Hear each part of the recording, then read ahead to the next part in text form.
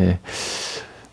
오늘서부터 다시 마태복음 1장부터 14장까지 다시 마태복음을 공부하도록 하겠습니다.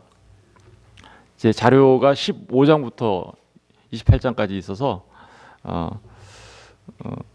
그 자료가 없는 부분들을 중심으로 이렇게 공부를 하도록 하겠습니다. 그렇게 되면 마태복음 전체를 이제 우리가 살펴보게 되는 걸로 그렇게 되는 거죠. 오늘은 이제 마태복음을 새롭게 공부하는 것 첫 번째 시간으로 전체적으로 우리가 한번 마태복음이 어떤 복음서인지 개관을 좀 하고 본문으로 들어가는 게 좋을 것 같습니다. 우리가 흔히 이제 구약과 성경은 구약과 신약으로 이렇게 되어 있다고 하죠, 그죠? 그래서 이제 약을 잘 먹어야 건강해진다고. 그래서 하나님 말씀을 잘 먹어야 우리가 우리 강건해질 수 있죠. 그래서 말씀을 잘 깨달아 알아야 되는데 이 마태복음은 특별히 이 구약에서 나온 그 메시아에 대한 예언과 언약, 그죠? 그 언약의 성취 부분을 잘 보여주고 있는 책이다. 물론 신약 복음이 전체가 신약 성경 전체가 다 그런 내용이긴 하지만 특별히 마태복음은 구약에 나타나 있는 메시아에 관한 여러 가지 예언의 말씀들을 하나하나 그것이 어떻게 성취되었는가를 잘 보여주고 있는 책이다라고 이제 알려져 있습니다. 그래서 언약 성취의 첫 번째 발을 떼는 곳, 그래서 첫 발을 떼는 것이 뭐라고요? 마태복음이다. 그래서 마태복음을 잘 공부하면 주님이 이미 오래전에 예언되었던 왕이셨고 하나님의 아들이라는 것을 이제 우리가 알게 된다라는 사실을 마태복음을 통해서 공부할 수 있습니다. 그래서 마태복음을 뭐라고 하냐면요, 이 왕이신 예수, 그죠? 이 왕이신 예수는 유대인의 왕이기도 하지만 하나님의 아들로서 온 우주를 통치하시는 왕이시다라는 것을 드러내는 건데요. 그래서 이 마태복음을 우리는 특별히 왕의 복음이라고 이렇게 얘기합니다. 왕의 복음이다. 제목은 우리는 지금 마태복음으로 알고 있잖아요. 근데 헬라어 성경에는요, 카타 마타이온 이렇게 써 있어요. 그건 무슨 뜻이냐면 마태에 의한 이런 뜻이에요. 마태에 의한. 그러니까 마태에 의해서 그리고 뒤에는 생략돼 있으니까 마태에 의해서 그러면 기록됐다는 의미를 갖고 있겠죠. 그래서 저자가 우리가 잘 알고 있는 세리였던 마태였다라고 이제 우리는 믿습니다. 사실은 마태복음 안에는 마태복음의 저자가 누구인지 분명하게 기록되어 있지는 않아요. 그런데 그 세리 마태에 관한 기사들이 나오죠. 마태복음 9장 9절, 10장 3절. 그리고 또 마가복음의 2장에도 가서 보면 세리 마태에 대해서 나오고요. 거기에는 이제 레위라는 말로 이렇게 나와요. 레위. 그리고 누가복음 5장에도 이렇게 나오는데요.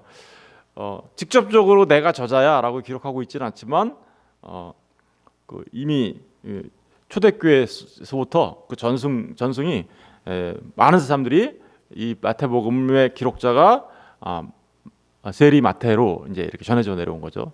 특별히 그러니까 여기에 직접적인 내적 증거는 없지만 우리가 여러 가지 간접적으로 다 찾아낼 수 있고, 또 중요한 건 우리 믿음의 선배들의 증언이에요. 믿음의 선배들의 증언. 사도 요한의 제자 서머나 교회에 폴리가베라는 분이 계시는데 순교하셨죠.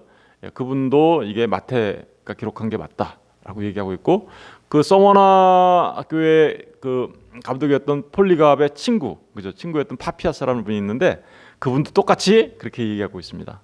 그리고 여러분이 잘 알고 있는 그 안디옥 교회 감독이었던 분이 있어요. 그분이 누구냐면 이그나티우스라고 있는데요. 그분도 똑같이 그렇게 이 마태복음의 저자는 마태다라고 얘기하고 있습니다. 그래서 모두가 거의 그냥 만장일치로 이 마태복음의 저자는 마태임을 우리가 다 이야기하고 있습니다. 그러면 마태는 언제쯤 이걸 기록했을까요? 기록한 시기를 우리가 잠깐 생각해 봐야 되는데요. 이 하나님의 말씀의 예언을 잘 안 믿으려고 하는 사람들이 있어요. 그죠? 약간 자유주의 신학 비슷하게 하는 사람들이 있는데, 그런 사람들은 이 기록 시기를 AD 70년 이후로 보려고 해요. 왜 그럴까요? 마태복음에 가서 보면 24장, 25장 이렇게 쭉 가서 보면 23장, 24장, 25장 쭉 가서 보면 거기에 이제 24, 25장에 가서 보면 뭐가 나와요? 종말에 관한 기사들이 나오죠. 그리고 종말에 관한 기사 중에 특별히 예루살렘 성전의 파괴에 관한 예언들이 나와요. 그러니까 그 예언을 안 믿으려고 하는 사람들은 이거는 예루살렘 성전 파괴된 다음에 기록한 거야, 예언한 것처럼 이렇게 얘기하니까, 예루살렘 성전이 언제 파괴됐어요? AD 70년에 파괴됐잖아요. 그러니까 70년 이후에 기록한 거지 어떻게 그걸 맞출 수 있었겠어, 이렇게 얘기하는 거예요. 그런가요? 예. 그렇지 않죠, 그죠? 하나님께서 성령의 영감으로 기록된 이 하나님의 말씀은 이미 하나님께서 미래에 나타날 수 있는 그런 모든 것들도 예언하시며 성취해 나가시는 모습들을 우리한테 보여주고 있잖아요. 그렇다면 우리는 이게 AD 70년 이후에 기록된 게 아니라 이미 그 예루살렘 성전의 파괴를 예언하고 있었던 부분이기 때문에 이것은 분명히 AD 70년 이전이다라고 말할 수 있고요. AD 70년 이전이라면 도대체 언제쯤일까? 보통은 많은 학자들이 그렇다면 50에서 60년 사이가 될 것이다, 이렇게 얘기합니다. 왜 그럴까요? 마태가 이것을 기록한 데는, 마태복음 우리가 며칠 전에 공부했지만 마태복음 그 28장에 가면 어떤 사건이 나와요? 예수님이 십자가에 죽으시고 부활하셨는데 빈 무덤이 되자 사람들이 뭐라 그랬어요? 예수님의 시신을 훔쳐가고 도난당했다라고 얘기했잖아요. 그러니까 예수님의 부활을 증언하는 사람들이 있는가 하면, 아니야, 거기 있는 시신을 훔쳐간 거라고 하는 논쟁이 저희 말하면 유대인 크리스천 사이에서 이런 일들이 있었고요. 그리고 어떻게 그런 부활이 있을 수 있어라고 하는 그런 부분들이 논쟁이 되고 있었단 말입니다. 그러니까 그런 부분에 대하여 명료한 답을 줄 필요가 있었던 거예요. 그런 논쟁이 계속해서 일어나고 있는 상태에서, 그래서 그런 부분에 대한 명료한 답을 주기 위하여 마태는 이런 부분들을 정확하게, 특별히 그 다른 복음서에서는 안 나타나잖아요, 그게, 그죠? 다른 복음서에서는 마가복음이나 누가복음이나 요한복음에는 예수님의 시신의 도난설에 대해서 경비병들이 가짜로 매수당해가지고 증언하는 이런 기사는 없어요. 근데 마태복음에는 있어요. 그러니까 왜 그러냐면 그런 것들에 대한 명료한 답을 줘야 되겠다라는 목적에서 이런 것들이 기록되었음을 말해주고 있습니다. 그래서 우리는 특별히 이 마태의 저작서를 부인할 수가 없어요. 그러니까, 그죠? 부인할 수가 없고요. 그래서 이 마태가 특별히 이 마태가 저작했다라는 것을 우리가 더 잘 알 수 있는 것은, 이 구약 마태복음은 보면 아까도 처음에 말씀드렸지만 구약의 말씀들을 전부 다 인용해 갖고 와가지고 이게 어떻게 성취되었는지를 자세히 보여주죠. 특별히 마태복음이 그래요. 그렇다면 구약을 잘 알고 능통했던 자여야 돼요, 그죠? 구약을 잘 알고 능통했던 자고, 더더구나 이 기술할 수 있는 능력이 있어야 돼요. 근데 세리 마태는 어때요? 이름이 레위예요. 원래는 레위면 어떤 사람이에요? 레위지파 사람이라는 뜻이잖아요. 그러면 레위지파 사람들은 어때요? 구약에 능통하죠. 그리고 욕을 먹는 직업을 갖고 있긴 했죠, 그죠? 다시 세리니까. 다시 이 헤롯 안티파스, 다시 말하면 갈릴리 지역을 통치하고 있었던 헤롯 안티파스를 위하여 세금을 뜯어냈던 사람이에요, 이 사람이. 그런데 그래서 욕을 먹고 어떤 직업을 갖고 있긴 했지만, 중요한 건 이 사람이 그 세금을 거둘 만큼 로마 정부로부터 인정받은 그죠, 글을 다룰 줄 알고 기록할 줄 알고 하는 사람이었다라는 거죠. 그래서 특별히 마태는 구약 성경도 잘 알고, 그리고 이 글을 좀 쓸 줄 아는 사람이었기 때문에 마태가 이 마태복음을 기록한 것이 더욱더 명료해진다라고 말하고 있습니다. 우리가 지금 이제 그러면 이거는 언제 기록됐는지 말씀드렸고요. 기록 장소는 어디였을까요? 마태가 어디서 기록했을까요? 그러면 많은 사람들이 뭐 알렉산드리아다, 뭐 수리아다, 요르단이다, 뭐 등등등등 많은 학설들이 있어요, 이 학자들이. 근데 뭐 사실은 그 명료한 어떤 증거들 이런 것들이 분명하지 않기 때문에 뭐 여러 가지 학설들이 나올 수는 있지만 대부분의 학자들은 마태가 그 안디옥 교회 있죠. 안디옥 교회 있을 때 기록했을 것이다라고 이렇게 보고 있습니다. 저도 안디옥 교회가 이방 선교의 중심지였잖아요. 나중에 그 사도 바울과 바나바 등등, 그래서 거기서 처음으로 크리스천이라는 말이 나오기도 했고, 그랬으니까 그 부분에 대하여 저도 그렇게 생각을 합니다. 이제 이 마태복음의 특징들을 좀 살펴보면은 마태복음의 특징은 아까 말했듯이 구약에서 예언되어 있던 부분들이 이렇게 성취되는 부분들을 이렇게 나오잖아요. 그러니까 마태복음의 내용들을 이렇게 살펴보면 명료해요. 아까도 처음에 말씀드렸지만 뭐가 명료할까요? 아브라함 1장 1절이 뭘로 되어 있어요? 아브라함과 다윗의 후손 로 오신 예수. 그럼 예수님의 그 족보를 쭉 1장 1절에서부터 기록하고 있는 이유는 예수님을 쭉 따라 올라가면 누구의 후손이라는 거예요? 다윗의 후손이라는 얘기는 무슨 의미를 담고 있는 건가요? 왕이라는 의미를 담고 있는 거죠. 왕. 그리고 아브라함의 후손이라는 의미는 무슨 의미를 담고 있는 건가요? 아브라함한테는 하나님과 어떤 약속이 있었어요? 아브라함한테 내가 너한테 복을 줄 거다. 복을 줄 거고, 그 복을 주는데 수많은 자손들이 너를 통해서 나오게 될 거고, 그리고 하늘에 어떻게요? 별처럼, 바다의 모래처럼 많은 자손들이 나오게 될 거다. 다시 말하면 그건 무슨 얘기예요? 예, 하나님의 언약 백성이라는 뜻이죠. 그래서 하나님의 언약 백성의 그 성취를 이루시러 오신 분, 그러면서 다윗 왕의 후손으로서 왕으로 오신, 유대인의 왕으로 오신 분. 그러나 수많은 사람들이 주님 앞으로 돌아오게 한다라는 그 말 속에는 유대인만이 아니라, 그래서 마태복음에는 이방인에 관한 얘기들이 막 나오는 거예요. 이방 여인, 가나안 여인의 얘기도 나오고, 그 이방인에 관한 두로가 때로는 배경이 되기도 하죠. 그래서 이방인에 관한 이야기. 그리고 마태복음 특별히 28장에 가서 보면 뭐가 나옵니까? 대위임 명령이 나오죠. 그래서 너희는 어디까지 가래요? 예, 너희는 어디로 가래요? 너희는 가서 모든 족속으로 제자를 삼아서, 그죠? 그 아버지와 아들과 성령의 이름으로 세례를 주고 제자를 삼아라. 그래서 내가 분부한 모든 것을 가르쳐서 지키게 해라. 이런 말을 하잖아요. 그건 뭐냐면 유대인의 왕뿐만 아니라 온 우주의 왕이며 온 세상의 왕으로 오신 분이라는 것을 특별히 강조하고 있다라고 말할 수 있습니다.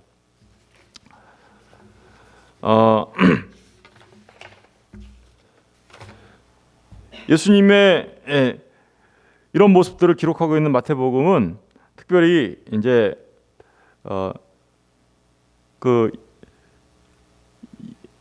유대인의 왕, 이방인까지 다 포함하는 온 우주적 왕인 것을 드러냄과 동시에 그러면 예수님을 따르는 진짜 제자가 누구인지, 그죠? 누가 진짜 제자일까?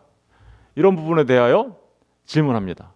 그리고 그 부분에 대하여 답을 주고 있죠. 소위 말하면 제자도가 무엇인지 명료하게 가르쳐주고 있어요. 그죠? 제자도에 관한 가장 중요한 이야기로 우리가 뭘 알고 있습니까? 너희 누구든지 나를 따르려거든 너희는 어떻게요? 자기를 부인하고 자기 십자가를 지고 나를 따르라고 하신 그 말씀 안에 들어있는 그 제자도에 관한 내용이 아주 명료하게 기록되어 있는 부분이 바로 또한 마태복음이기도 합니다. 제가 많은 걸 준비했는데 이렇게 복잡하게 얘기하면 힘들 것 같아가지고 제가 간단하게 지금 이렇게 말씀드렸는데 예수 그리스도를 설명하는 이제 마태가 예수 그리스도를 설명하는 용어들에 대해서 잠깐 소개할게요. 예수 그리스도, 그죠? 예수는 뭐예요? 그리스도시다라는 신앙 고백이죠. 사실은 예수 그리스도라는 것보다 더 중요한 신앙 고백은 없어요. 예수님이 누구라고요? 그리스도라는 게 무슨 뜻이에요? 메시아. 그런데 우리는 그 앞에다 또 하나 더 붙이죠. 주, 예수, 그리스도 이렇게 붙이죠. 주라는 말은 뭐예요? 우리의 주인이시다. 그런데 그분은 우리의 주인은 예수님이신데 그분이 그리스도. 다시 말하면 메시아, 우리를 구원하실 구원의 왕, 그죠? 되신 분이시다라는 고백이 이제 가장 중심 사상이 사실은 마태복음에서의 중심 사상이 바로 예수 그리스도라는 말입니다. 그리고 또 예수님을 이제 아까 우리가 잘 알다시피 아까도 말씀드렸는데 다윗의 아들, 하나님의 아들, 특별히 인자라고 많이 표현하죠. 인자는 이제 인자라는 말은 다니엘서에서 예언되어 있었던 다니엘서 7장 13절 14절에 가서 보면 온 우주의 왕으로 오시는 그분이 인자 같은 이가 오시는데라고 예언되어 있던 그 말씀에 대한 성취로서 그죠? 예수님은 자신을 계속해서 뭐라고 해요? 인자, The Son of Man, 사람의 아들 이렇게 표현해요. 그 사람의 그 아들 라고 표현합니다. 그래서 그 인자 속에는 여러 가지 그 의미들이 들어있죠. 겸손하게 오신 종으로서의 모습이 인자 속에 있고요. 고난받는 종으로서의 모습이 그 안에 있고요.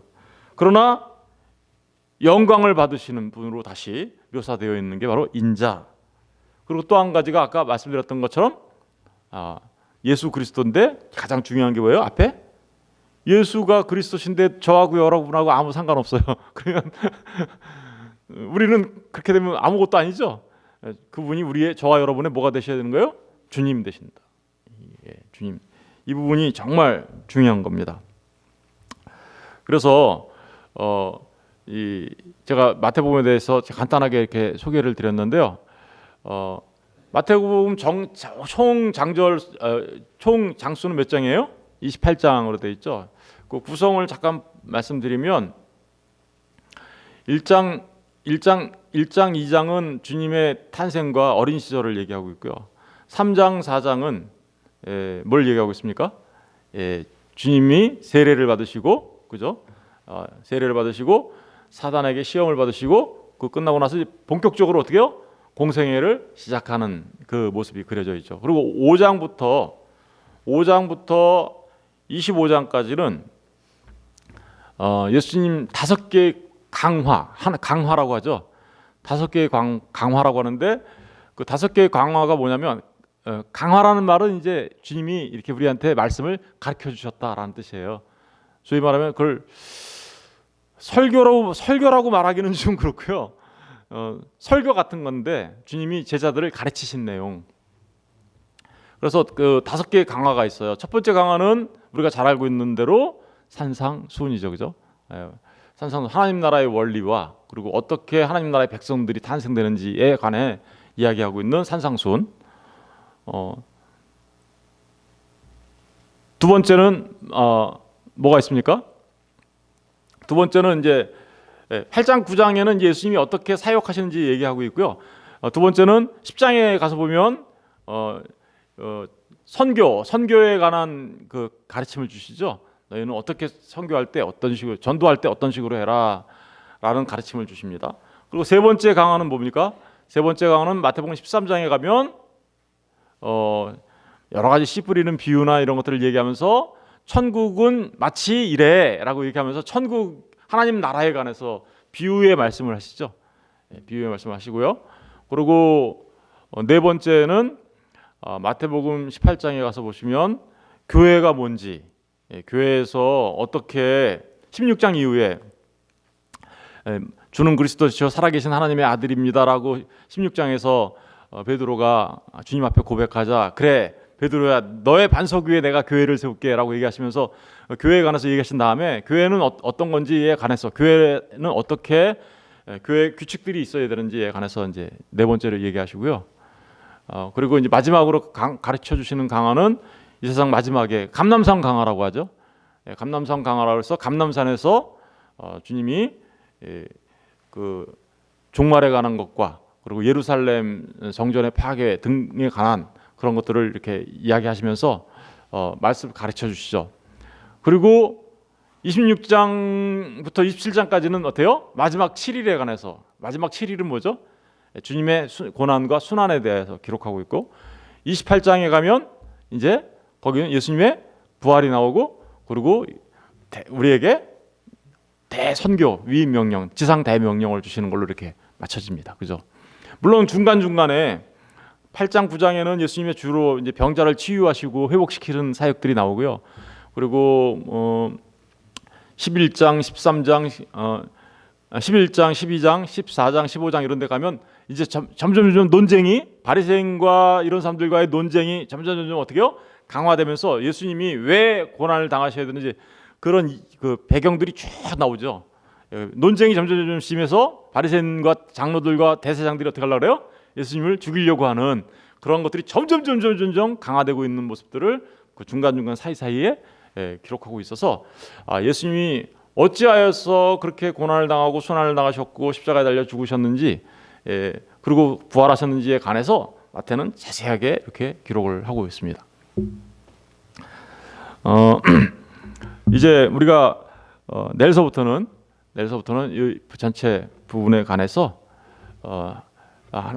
본문으로 들어가서 이 족보가 이제 시작되는데 이 족보 막 건너뛰잖아요, 우리.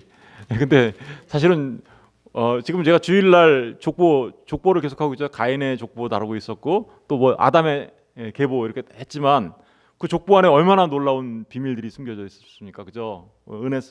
은혜가 넘쳐나죠. 그 족보만 보면 아이 뭐야 이렇게 하고 건너뛰는데 사실은 성경 아이 뭐야 하고 건너뛰고 싶은 부분들이 있는데 그 부분이 진짜 은혜스러운 부분들이에요. 레위기 보고 싶으신가요? 근데 레위기를 자세히 보면 진짜 은혜가 넘쳐나는 곳이거든요. 그래서 내일 이제 족보긴 하지만 여기도 막 누가 이렇게 낳는 게 많아 그러다가 이렇게 건너가는데 그게 아니라 자세히 살펴보면서 우리가 하나님께서 어떻게 예수 그리스도를 예언하셨고 그리고 어떻게 이 땅에 오셔서 그 모든 약속들을 성취해 나가시는지 이런 부분들을 꼼꼼하게 살펴보도록 하겠습니다. 이번 주까지만 5시에 예배 드리고요. 다음 주부터는 6시에 1시간 더 주무시고 오시면 되겠습니다.